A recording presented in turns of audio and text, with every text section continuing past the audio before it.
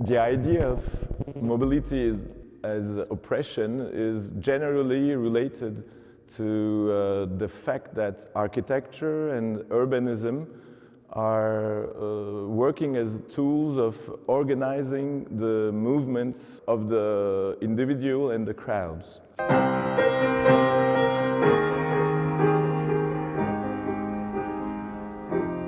What ends up happening is that each house has got a range of different relationship styles going on. There's like people who are married, we have families with children, we have people who identify as permanently single, we have people who have formed small sort of groups within our communities that they feel able to be exploratory in their sexual dynamics. For some people it's really important to them, and for others less so.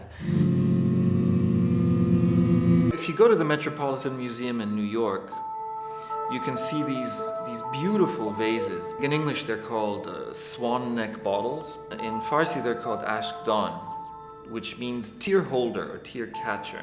The story is that these tear holders were designed for the women of the household to weep over their absent husband, that would, collect the tears.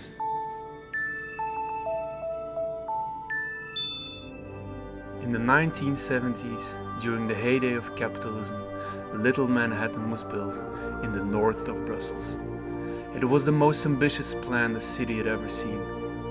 The jewels in the crown of this monumental project, the World Trade Center towers. More than 60,000 square meters of office space for rent.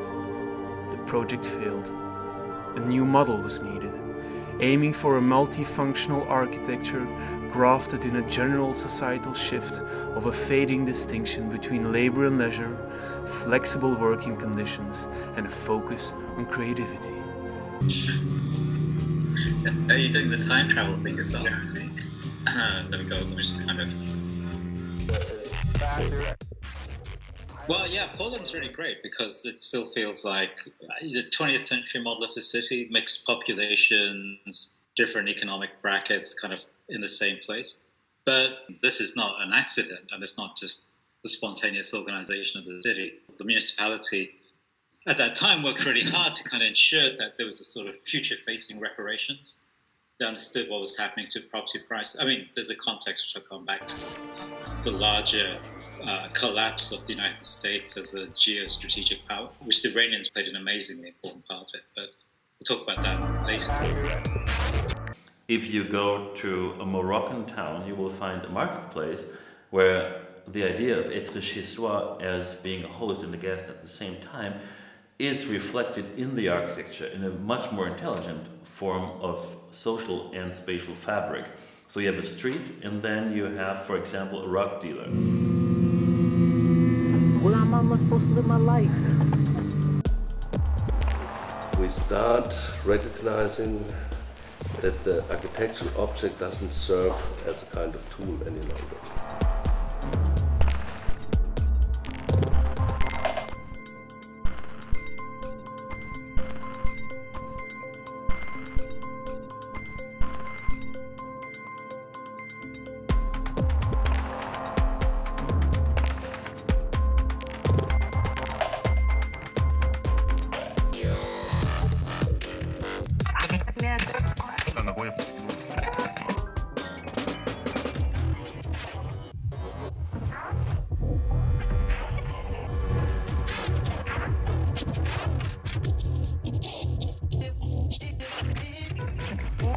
Yeah, wait.